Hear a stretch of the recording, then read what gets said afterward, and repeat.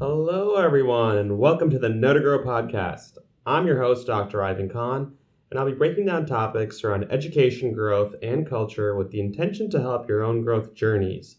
For those not familiar with our hosting organization, Khan's Tutorial, I serve as a CEO, and we serve kids K through 12 in supplemental education centers throughout New York City. One of the unique privileges of my work is the opportunity to really know the various communities that our team serves and discover the various challenges that students face within themselves, their families, and overall community systems. Today I'm joined by a very, very special guest, Moumita Rahman Esquire from the law firm of Moumita Rahman. Moumita and I go way back to childhood, and today we'll be talking about growing your law practice in the legal field. Moumita, welcome to the show. So great to have you on Know to Grow podcast. Hi, thank you so much for having me. We're here to talk about your law practice, and I've just been following everything that's been going on social media. Clearly, we're friends. We connect on community stuff. So to start off, how's the expanded office been going? The expanded law office has been going great. We just moved into a new space at the end of May, not by choice because our landlord actually asked us to move, but incidentally, having so much more space has really increased what I'm able to do for my clients, increased the amount of staff that I can have, and overall it's going really well.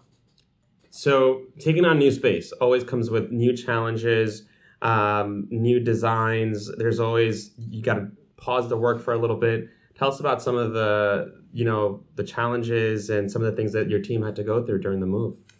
Well, it was incredibly stressful because we moved a law office in about 4 weeks, which included finding space, buying furniture, getting all the technology set up and all of that.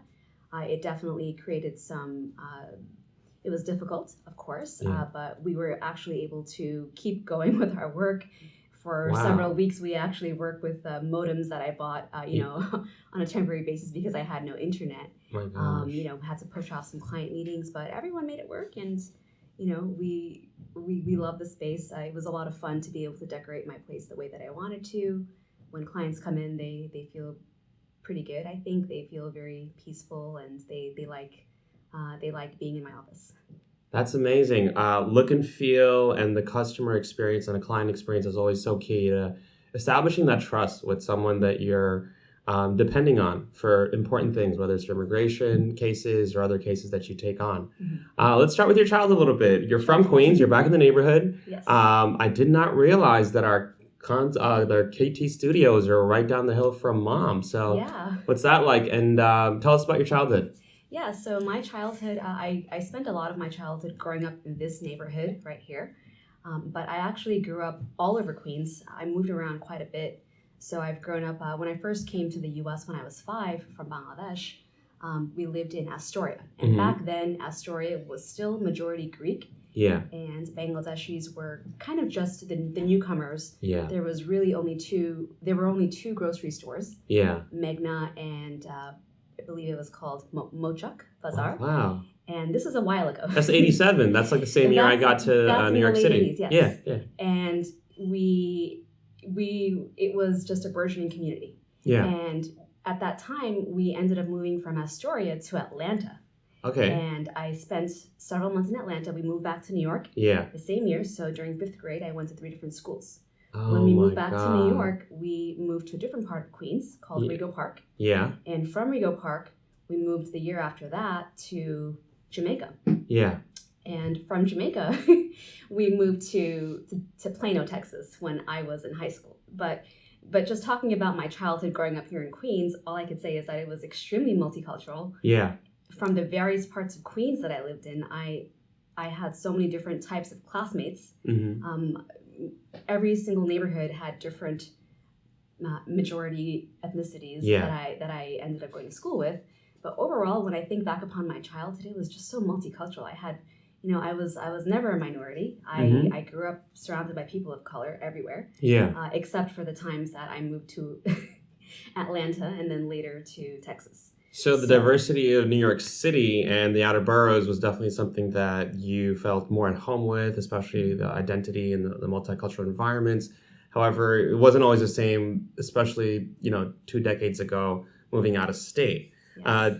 tell us a little bit about that. I mean, going to changing high schools during adolescence, it can be traumatizing, but being in a place like the culture shock from New York City to Texas, for those out there who've never been out of New York, what do you want to let us know about? Well, so when I before I moved to Texas, I really had no idea what to expect, and I literally thought that there would just be cow fields everywhere. Yeah. Which, thankfully was not the case. And it was a very difficult experience because here I am, a girl out of Jamaica, Queens. Yeah. I actually went to high school in the city where I guess we'll talk about later, where your father was one of my teachers. Oh, and and also, I would be taking the train to the city by myself. Yeah. And my school was located near the World Trade Center at that time. And all of a sudden, I'm uprooted and I'm going to a high school where I think we had more than 1,000 kids just in the school. Really? Which was huge, yes. Okay. And I was having to take a yellow school bus to school, and I was just a fish out of water. I really was. That is when I first truly learned what the term culture shock meant, because it really was a culture shock. It's such a different sort of environment down there, both socially, culturally, the weather, everything was different. And so that was, during your transition from high school to college. Did you end up going to college down south, or did you come back up to New York? Tell us about that. And did you know you were going to be representing clients around these important issues that affect both Texas and New York with diversity in both of these states? So I ended up going to college in Texas, not by choice, because it ended up being the school that I got into that made sense. Yeah. And my plan was always to come back to New York. Oh, I wanted to get out of there so bad. Yeah. But looking back upon it, I'm really thankful for the opportunity that I had to move around, because growing up in Queens, New York is huge, but it's still small at the same time. Okay. And by living outside in such a big, different state like Texas, I had the opportunity to really expand my worldview, my horizons.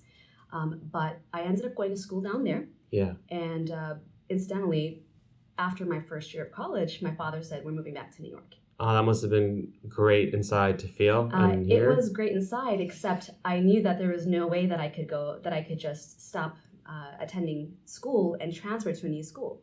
And it was a very big deal. And I said, no, we'll move back, but I'm going to continue coming back to school here.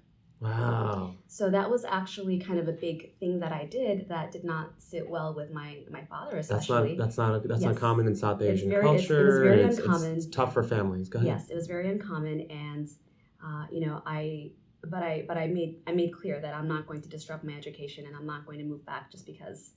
And that's what I did, and that's how I ended up finishing school down there. And that was another bit of I think it created a little bit of an identity crisis for me too, because at that point I was between New York and Texas a lot throughout the year. But going back to your question, which I think was about college, so I finished college out there, and then I moved back to New York when I was done, because at that point I think I had already kind of pushed the boundaries of my family limitations, and I couldn't just justify living out there by myself. Yeah. So I moved back to New York, and I began my preparations for going to law school.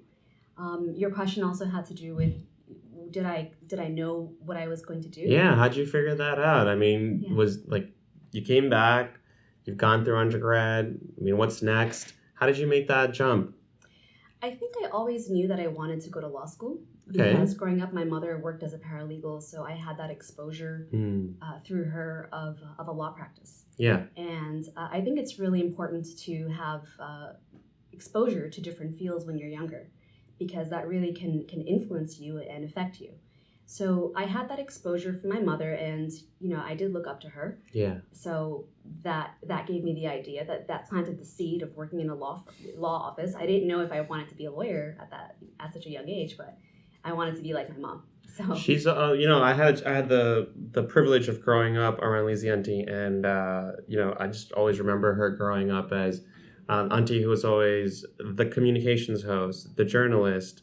She has so many incredible hats. The advocate, even in the cultural arts of singing and whatever have you. So it's really cool to see that generational pass down. of folks in advocacy, and then, you know, our peers, like you're one of my homegirls growing up, and we're taking on these things that our parents passed down to us through their work. So what was law school like in New York? You're back, your family's here, you're going to law school. Were you leaning towards private practice all throughout, or did you have a different pathway in mind, or were you undecided? What goes through a typical law student's mind for those considering law school? I would not know what goes through a typical law student's mind. I think I was just so focused on getting into law school, and I actually worked full-time while I was in law school, and I took classes in the evening. Oh my gosh. So it was quite a challenge. So I would say that, you know, a lot of people ask me, I want to go to law school. Yeah. What do you suggest for me? And looking back, the one thing that I lacked role models as lawyers. I lacked an exposure to the different types of legal fields that were available as practice areas. And I didn't really have much of a plan. And had I had more of a plan, I would have been able to choose perhaps working for other people during the summer and other opportunities. But that also was cut off for me because I had to work full time to support myself and my family. So I couldn't really pursue internships during the summertime that would have helped get me to perhaps a better placement after law school. So after law school, you know, I took a job working for a small firm in an area that I had a small bit of exposure to, which was in bankruptcy and litigation, and that's where I worked. I didn't really know at that time that I would want to open my own practice, but working for another group of lawyers really showed me that I kind of liked to do my own thing, and I really wanted to have the ability to work with clients directly, because when you work for other lawyers, the clients are the firm's clients. They're not your clients. And decisions that you might personally want to make on someone's case may not be the decisions that your boss might want you to make. So I really wanted to have that opportunity to work directly with people, and that's why I decided to open my own law firm. Amazing. I'm going to touch up on mentorship and how you've taken on some of your experiences.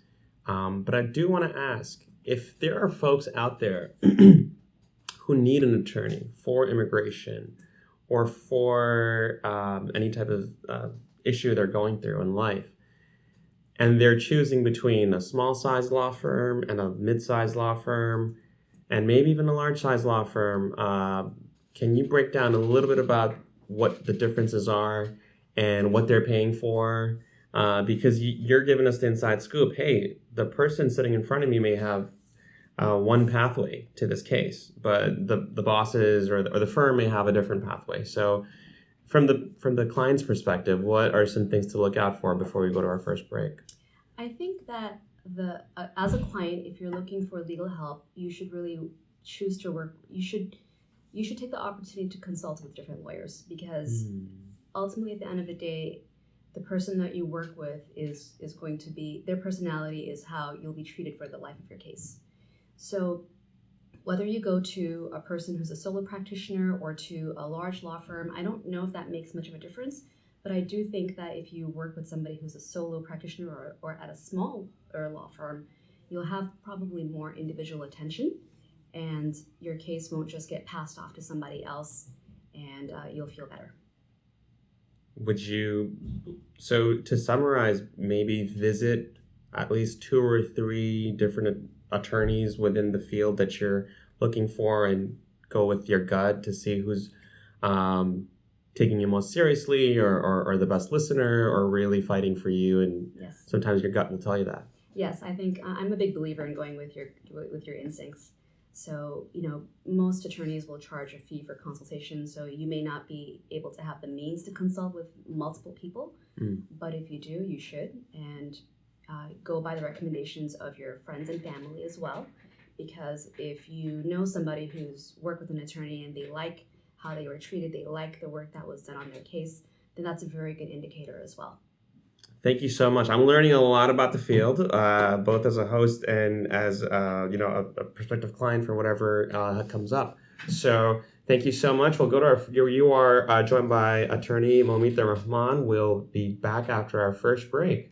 Pick from the tree, You was told to stay away from. Now the consequence of action leaves man in pure mayhem. Take a number, take a chance, take a step and step up. Take a number, take a chance, take a step and step up. Take a number, take a chance, take a step and step up. Welcome back to the Know to Grow podcast. I'm your host at Dr. Ivan Khan, and you are listening to Immigration Law with Moumita Rahman, Esquire. Before our break, we were discussing Ms. Rahman, Moumita's journey from childhood to college in various states, traveling back and forth to having her own practice in New York City. One of the things you mentioned, Moumita, really struck a chord with me and probably many folks of color. Underrepresentation of mentors. A few weeks ago, I had a chance to attend a program called Dream Chasers, and we had the Metropolitan Black Bar Association. We had the 1849 group where, you know, when you're talking about representation of people of color in corporate America or the legal field or professional white-collar work, you oftentimes have to go through it alone. And it sounds like you had to go through that alone during law school without much mentorship in your early career. How are you reversing that now that you're in charge and you have your own firm and you create the rules and you're the boss? How are you making sure that those in your firm don't have to go through that same challenge? I take every opportunity that I have to mentor others, whether it's my own employees, sometimes it's clients in my own small way, to other people that I just come across. Because to me, it is so important. You set an example. I set an example whether I know it or not. And I think the first time that I really realized it is when my youngest brother told me that he's actually a little bit intimidated by the fact that I'm a lawyer and I'm the one who's made it, and he feels like he has to live up to that. And that's when it truly struck a chord with me that, oh my gosh, you know, whatever I'm doing, I'm visible in the eyes of the community. I'm visible in the eyes of my family. I'm visible to everybody else. And, you know, just being who I am and trying to take a role of service, that's my approach to everything, actually. And that's how I try to be a mentor, and I try to reverse the fact that, you know, I didn't have a lot of those opportunities growing up. So I take, you know, I pass on my teachings to everyone that I can.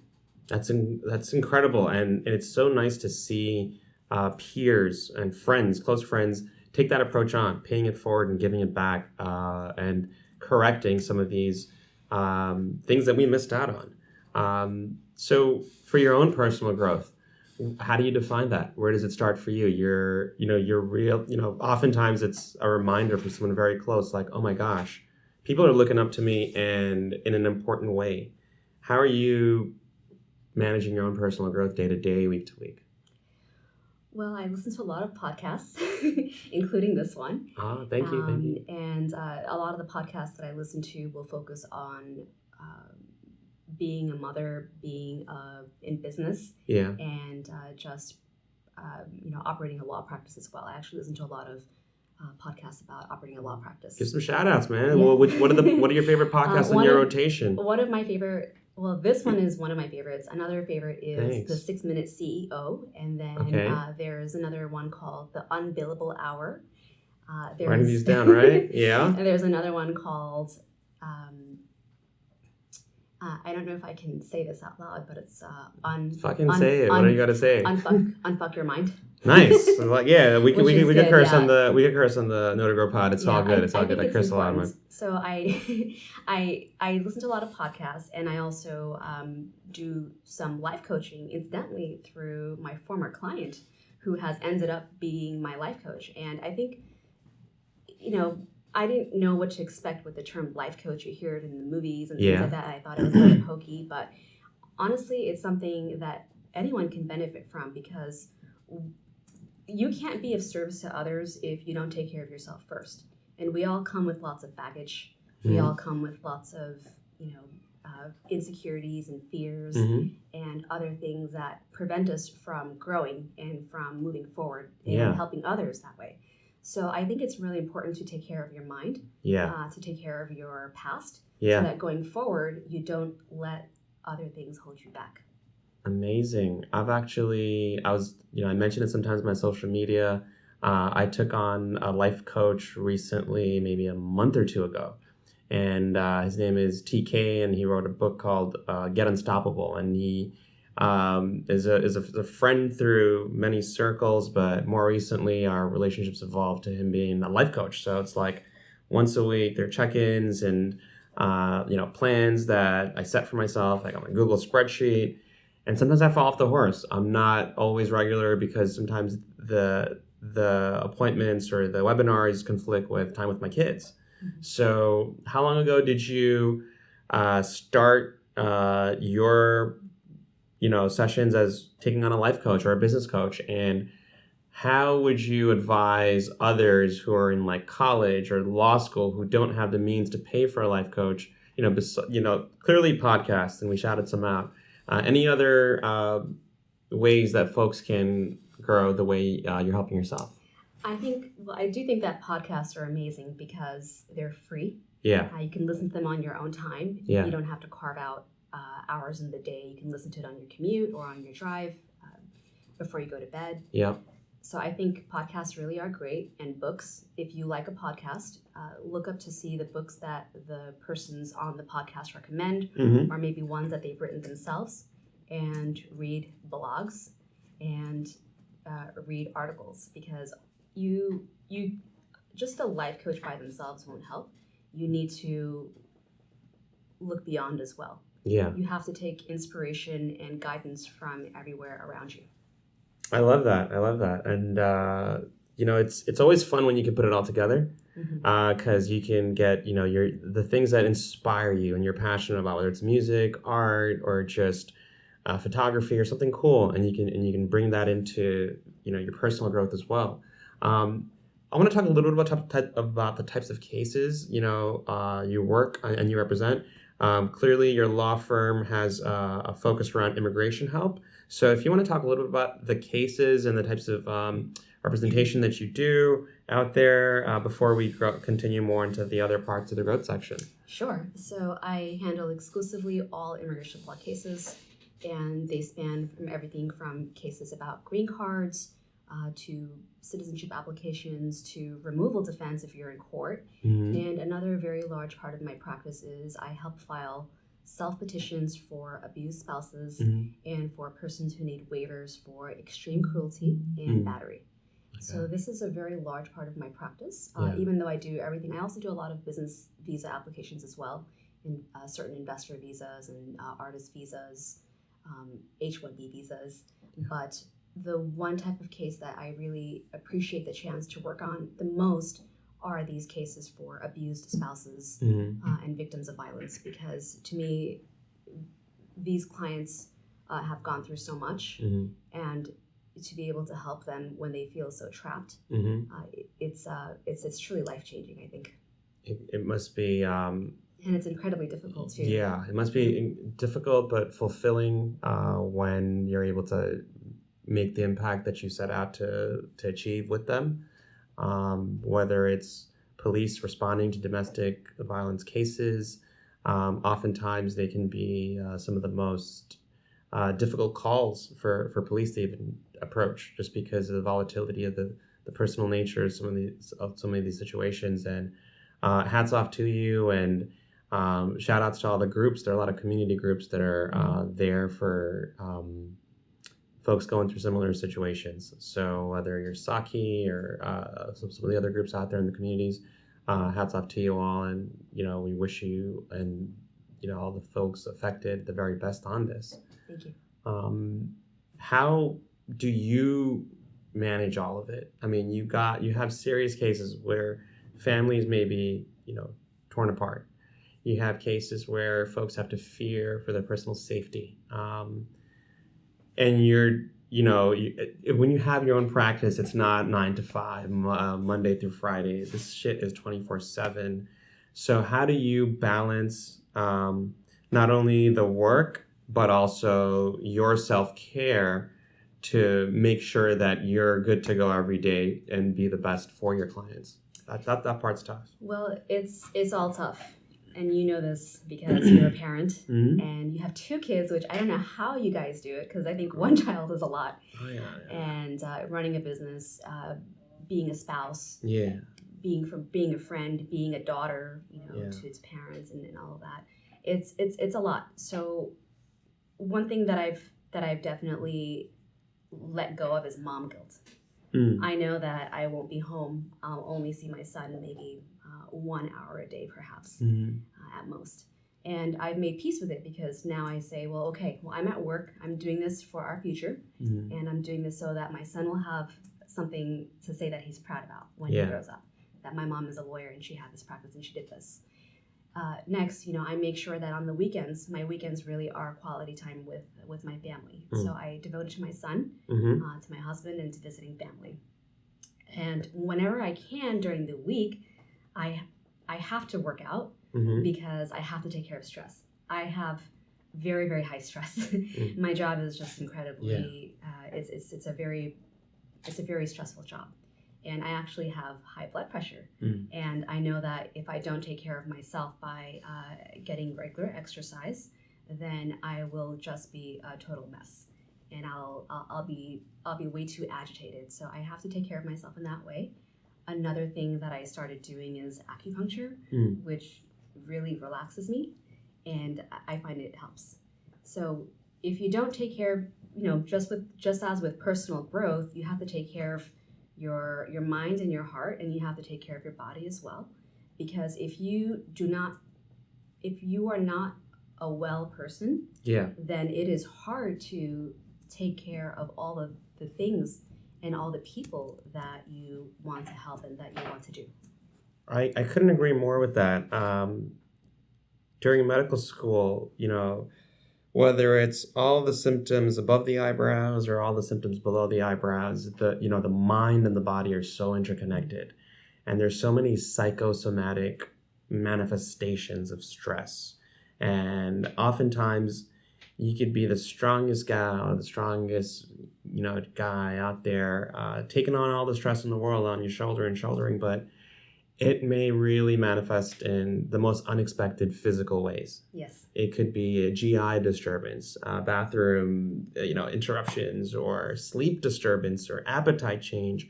For me personally, it was extreme lower back pain during medical school. My father was sick and everything. So acupuncture is something I definitely am familiar with because I needed to rely on that, or even like the cupping mechanisms to get the blood flow to my lower back, just so I could move.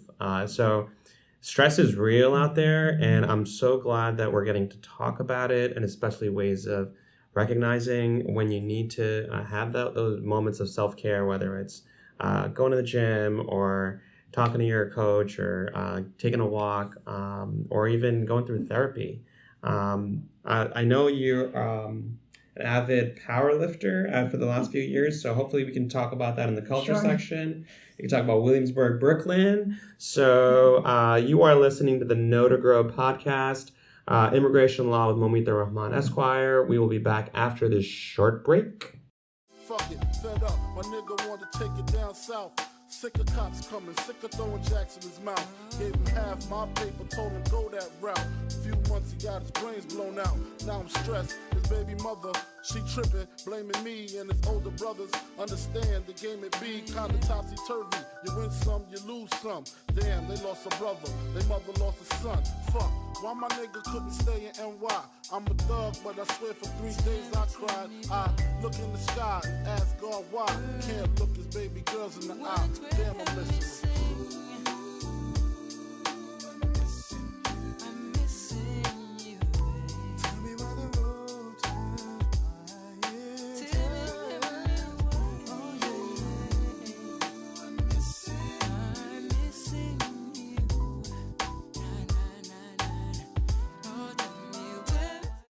We are back on the Know to Grow pod with Immigration Law with Moumita Rahman, Esquire. Moumita, before our most recent break, we were chatting about ways for self-care, stress management, whether it's taking some extra naps on your day off, like I have been known to do, or acupuncture, like you're relying on now and I have in my past, or just, self-care through some physical fitness. Powerlifting.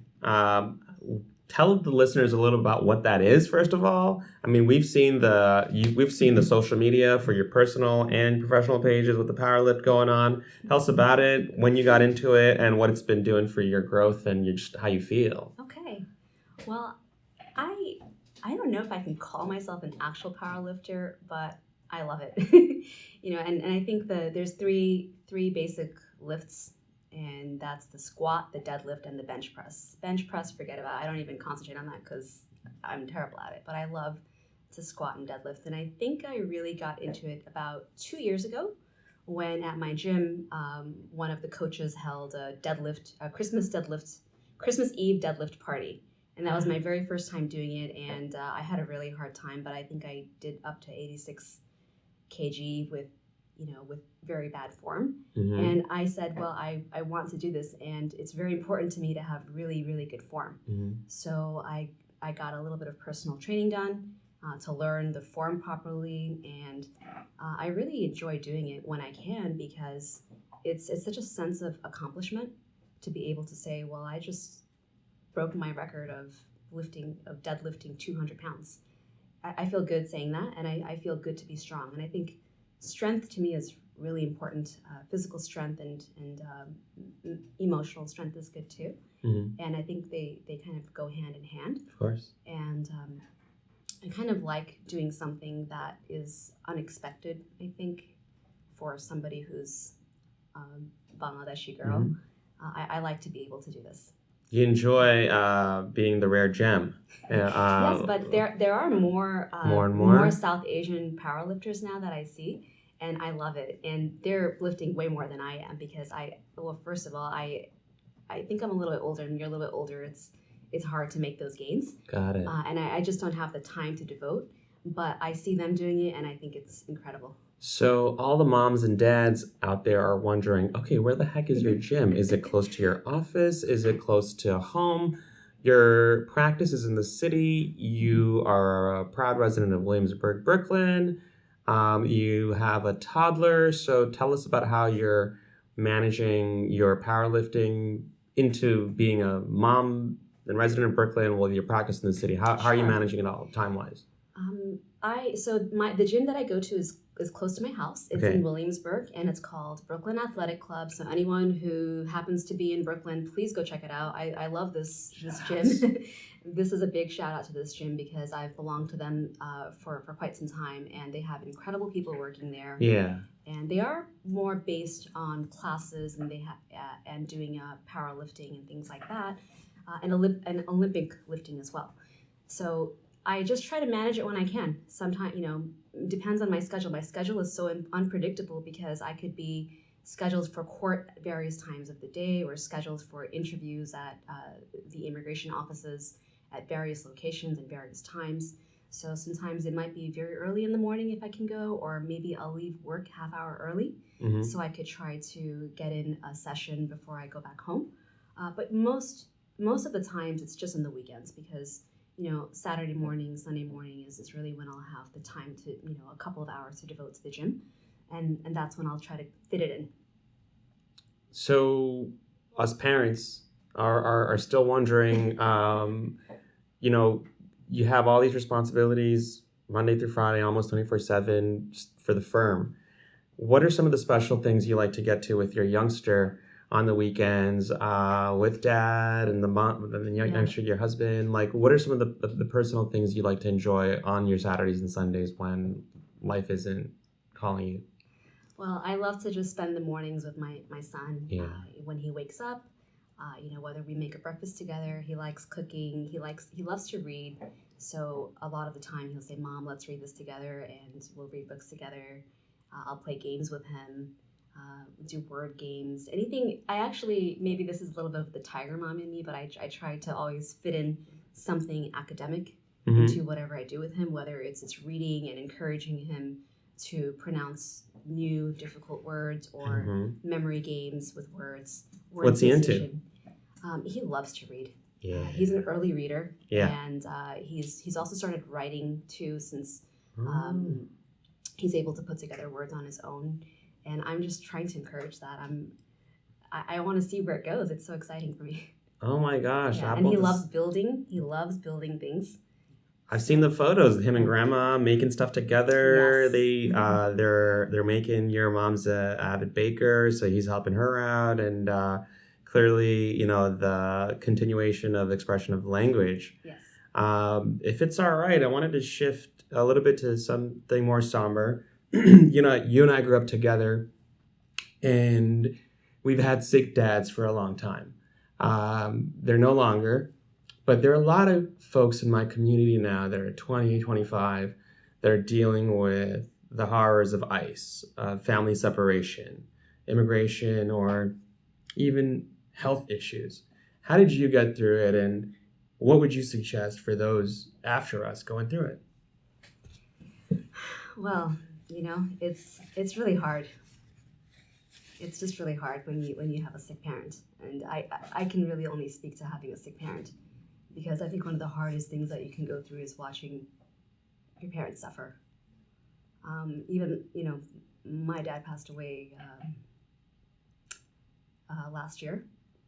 And sometimes looking back, I just feel very, very sad over all that he had to go through, which you saw as well with your father, I'm sure. So only thing that I can say is for those going through it is... you have to take care of yourself too.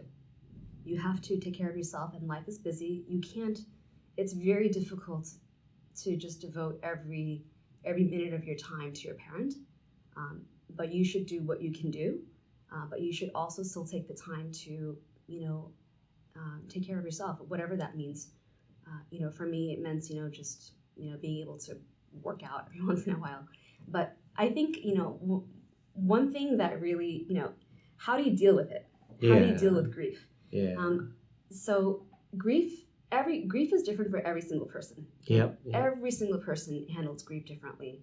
And I've suffered through two types of grief. I lost my brother. Yeah. In a very tragic bad accident.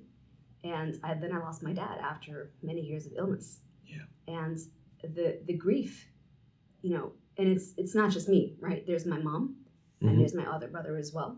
Grief affects everyone. There's no way that you cannot be affected by grief.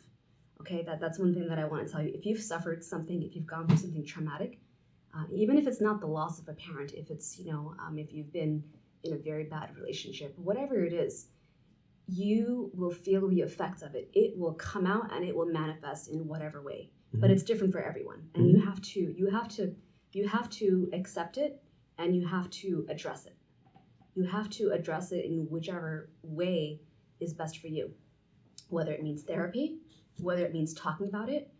For me, I wrote. When my brother died, I wrote a lot of things on Facebook. I would just write notes, and I would write poetry, and I would write these stories. And that really helped me a lot. When I look back upon some of the things that I wrote, I can't even read them because they're so emotional for me, and I can't do it now either with my father. Yeah. So after my father died, I felt this sort of kind of like sheepishness about posting about it online. I couldn't do it the same way that I dealt with my brother's stuff, right? But how do I deal with grief, and how does anyone deal with grief? Well, for me, I think the one thing that really helped me kind of get through it is that I've always been busy. Yeah. I've always had things to worry about and to take care of. So that helps, but it also kind of sometimes being busy is not always that great. I haven't quite done therapy, but I have done this other thing called the Landmark Forum, which is kind of like a group therapy coaching session, and that helped me immensely. And I've done it several times over the years. And what's it called again? It's called the Landmark Forum. The Landmark Forum, for those who want to Google that, and I think that if you're going start through there, things, maybe people should look into it. It's actually worldwide. It's based worldwide, and I first learned about it through my cousins in London who took it, and they actually took my father to do it as well many years ago. So I've done it, and I've done several different courses with it, and each course really builds upon the previous one, and I've always experienced growth and openness after each one. So I really look forward to it, and I'm a big believer in it. But I don't, talk to me about it later. Anyone can message me about it. I'm not trying to push it. Hit us up after the show, and hit up Moumita on her platforms to find out more about the resources around mental health. We'll try to put a list out of all the available resources, and we're going to have some deeper conversations on this topic with some incredible guests coming up in the next few weeks. Shout outs to a lot of the platforms that are starting to address mental health in the South Asian community. And we'll have a much more formalized list for our Instagram and our neighboring platforms. I got to talk about your brother Asif a little bit. I had a chance to grow up with him, and I miss him a lot. But he was such a witty guy, and he loved words. And I still have his book, and I still have some of the clips of him performing. So if you are willing to share a little bit about the music that you guys love together and your favorite hip-hop artist now. Sure. So, floor is yours. Well, Asif, so he was really into music from an early age. And I think one memory that I have of him from when he was in high school, he stole my Jimi Hendrix CD. Jimi Hendrix. And, I was really into. I've always been kind of a little bit counterculture. It's great. So growing up in New York. Tell us about it. We all had that. We all had it in our era. Do you all have that? Early 90s. We had Nirvana for me. My wife Nipa had Pearl Jam. We had a lot of teen angst type of music going on, so go for it. Was that different for you though? Because everyone around me growing up here was not listening to that. I was listening to Nirvana and Pearl Jam, and I went through my grunge phase where I had my long hair and my flannels. No one admitted that shit. I was like, yo, we're all listening to Nirvana in our bedrooms and listening to it in our Walkmans, but out there it's like, no, I'm just into B.I.G. and Tupac. It's like, come on, guys, we all like Green Day, right? So I nobody admitted that around me, but I told the world that. And then when I moved to Texas when I was in high school, then it was kind of reversed. So, so I remember he took one of my Jimi Hendrix CDs, and I think he was just into music overall. Yeah. And I didn't know how much he was into making his own music and his own poetry until later in his life, because unfortunately his life was cut short at such a young age. And it was really, I think, the years leading up to his death that this creativity part of him came out. Yeah. Because he was always creative. I think creativity runs in my family on my mom's side. And, in my brother, when he was in high school, out of nowhere, he started doing oil pastel portraits. Yeah. And his portraits were really good. He could just recreate magazine pictures. I have his photography. He has something around the UN that he took. I still have that. I got a bunch of his pieces of art from some of the memorials that you guys had. So whether it's his hip-hop Mount Rushmore or yours, I've been dying to ask you about it. You got all these different roots of various parts of Queens, and you went out to down south, and you came back, and you're repping the culture. So who's your Mount Rushmore of hip-hop or your Mount Rushmore of rock? Whichever direction you want to take it into. I hadn't even thought about I came prepared for this. Oh, snap. We got listeners on the show. Listeners. But I did not prepare for the rock. Which go for it. But, so, I want to say, on many years ago, we did a list. You know those silly Facebook challenges, like name your top 5. Yeah. So one of them was name your top five hip-hop artists. And I got so much flack for what I said, because a lot, and I did not appreciate it, because I felt a very strong, I was being mansplained a lot by why I was wrong, because I didn't put in all the typical. It wasn't hardcore enough, yo. It wasn't DMX and shit, yo. Come on, look, kid. I'm not a hip hop head, but this is what I grew up with, and there are things that I like. People need to relax out there. It's your list. Go ahead. What's your list? What's your list? I can't really put this into order. Okay. Nah, this is just. And but I will say a few things. There were a few people who are not on my list for particular reasons. Oh, so okay. I'm sorry, Nas. I used to love you, but you're off my list because of cancel Nas. What happens. Yeah. What happened outside? Okay. You're done. I can't support that. And for those who want to look it up, just look up. What should they look up if they want to know? If they want to know what you're referring? Nas and Khalees and domestic violence allegations. Yeah. All right. Put it out there, and you can do the Google research and find out about the facts. You can come at me. I don't really care. Find the facts out there. The facts are out there. The facts are out there. Look, Biggie, we all love you. Yeah. We all love you. You're not on my list because you're just there.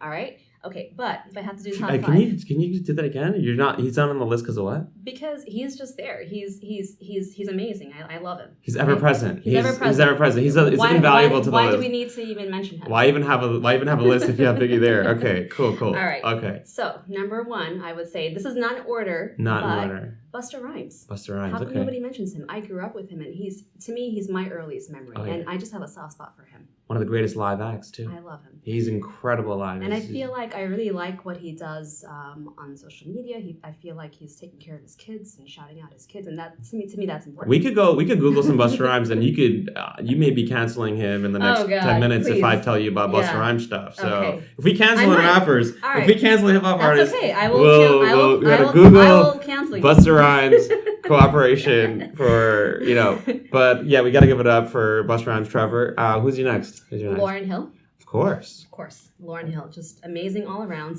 I know she's not quite the presence she used to be, but her past stuff is just amazing. All right. Missy Elliott. Still happened. We got the receipts. We still got the Grammys. Go ahead. Missy Elliott. I just love her. She's actually, when I first moved to Texas, that's when I first got that's when she was coming out, and she was really big down there. Her style, yeah. And I really got into it, and I love it. I love her. I love her to this day. And then what's she up to? Just curious. She's been releasing songs. She's been releasing. I think she released something last year. She's still up there. Is the artist or the producer also? Was she more producing now? Do you know? I really don't know. Yeah, cool. I don't know. Check her out. And WuTang Clan. Of course. And no, not singling anyone out. That's another group that I grew up with, and I just like them a lot. There's a Hulu thing. No, there's we're not gonna cancel Wu-Tang. No, we're not. This is not a cancel culture show. Everyone's entitled to their own opinions, no matter what it is. But there's a Wu-Tang thing on Hulu about their upcoming. Yes, I have not seen it. Have you? My wife and I are finishing the Unsolved Biggie Tupac, the USA thing. It's on Netflix. It was originally on USA. But I'm trying to finish that quickly so we can jump onto the Wu-Tang one. Okay. She's a Wu-Tang fan. Protect Your Neck is her track. What about Triumph?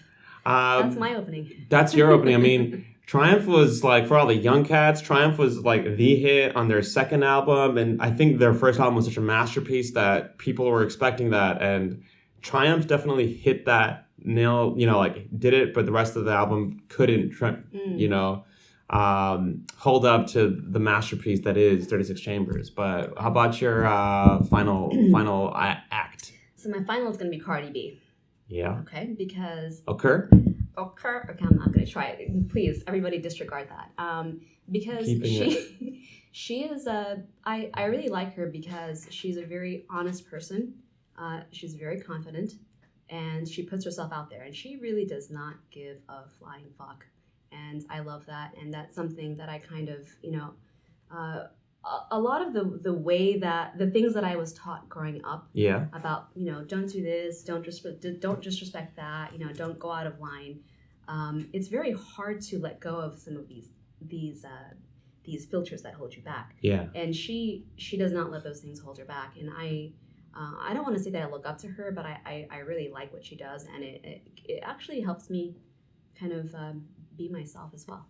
And I like her music too. I gotta ask you, my wife's a big Cardi B fan of her Instagram social media presence. I mean, I'm a fan, and when we talked about a little bit before the show, you were alerting me that a lot of guys out there are not down with Cardi B. Yeah, so I'm like, what the fuck? I mean, Cardi's great. Like, why? You're the first man who has said that you're okay with her. What do you mean okay with her? Why do people have to be okay with her? Like, why can't we be fans of Cardi B's music, her personality? Yeah, I think it's maybe because she's just in your face. She's just in your face. Yeah, so what? You're right. And like, why is that a problem for people? Why is that a problem for dudes? Like, Nicki Minaj was in her face about mad shit. And so is Cardi now, in her own way. Like, people, like, I don't understand why any dude would have an issue rapper being themselves. To each their own, you know, and maybe it's the music they don't like, maybe it's your voice, or maybe it's your politics. I don't know. Y'all missing out on Cardi B, kids. You know, you're clearly building your social media presence. We're going to find you on YouTube. We're going to be subscribing. Where can we find you? And, you know, where should we go to for the tips on the law? Where should we go for the short clips, the quick daily takeaways in the commute? You know, open question for you. Where can we find you? All the shout outs. So I think you can pretty much find me everywhere. If you're looking for legal tips, on my Facebook page, I try to do every Monday a Monday Coffee with Moumita, where I just cover a topic in immigration law. I take questions. If anyone actually writes me a question, I'll try to answer it while I'm doing the video. If anyone were to ask me to discuss a topic, I try to discuss it as well. So that's my service. I want to put information out there because there's just so much. In IG? On Facebook. So on Facebook, what should we? Where can we find you on Facebook? What's the page where we can join you for coffee on Mondays? I believe you can just Google Moumita Rahman Law Firm or Law Firm of Moumita Rahman. So the Law Firm Moumita Rahman on Facebook goes for Monday coffees with you for Q&A on topics that people want to jive over Java. Yes. That's a good title. I like that. Trademark that shit for Let It Grow. Java for Java. All right. What else? Where else can we find you? On Instagram also, sometimes I'll try to post short videos. On Instagram is a little bit more personal, and I had to make a big decision to open that up and make more of my life available to the public. Yes, I struggled with this for a long time, but the reality is that in today's world, people want to know you, and people. You know, this goes back to, are you comfortable with this person? So if I feel now that if I show people that this is my life, I have a son, I do these things, you know, behind the scenes, this is what my work life is like, it opens me up and it makes me a little bit more accessible that way too. Because it's not that I'm trying to hide, but I always have a fear, you know, I didn't grow up with this, the Instagram culture where I put my whole life out there. Yeah, none of us did. We had to figure out how to do that. If you're like 30 plus, you're like, what? I got to record everything I'm doing and people know to survive my firm? And I'm not putting everything out there, but just little things here and there. Yeah. But on Facebook, I really do try to put out more information. And on YouTube, actually, I will What's the Instagram handle, though? Where can we find you? Okay, Where do you want us to find you on Instagram? My Instagram handle is at, I have to look this up, but I think it's at yeah, let's look this shit up. Look it up. __ Moumita. No, what is it? I think it's. You can look it up. You can take your phone out and be like, "Hey, we're gonna." No, you got it. They got it. So my Instagram handle is immigration _attorney _Moumita. Immigration _attorney _Moumita at Instagram. We have the Facebook cover, Instagram. Now we will see you on YouTube. Yes. So yesterday I just shot a bunch of content to be put up on YouTube. So beginning in early November, every week I'll be dropping a video covering a topic in immigration law. And for example, you know, in what ways can you get a green card through marriage? What to expect when working with an attorney, and what to do if you're in an abusive relationship. And there'll be more topics as I keep doing more videos as well. Good luck with the YouTube series. Thank you. Sounds very informative for the YouTube audience. Thank you. It's been such a pleasure to have you on the show, Moumita. We haven't had too many attorneys on the show to talk about their practice. We talk about practice, and just to see how much it's grown in a very short amount of time, and seeing you increasingly on all of our feeds. And just to tie this back up into a shared childhood, from Queens to my mom and dad were doing the singing and the tabla. Your parents were doing the singing and the journalism and all the hosting together. So our families go way back. Clearly, you're both your brothers, yourself, myself, and now my wife. I can't wait for our kids to hopefully get a chance to hang out, and we can't wait to have you back on the Know to Grow pod. To all our listeners, this has been Immigration Law with Moumita Rahman. Can't wait to have you all back for the future episodes. And until next time, always remember to pay it forward.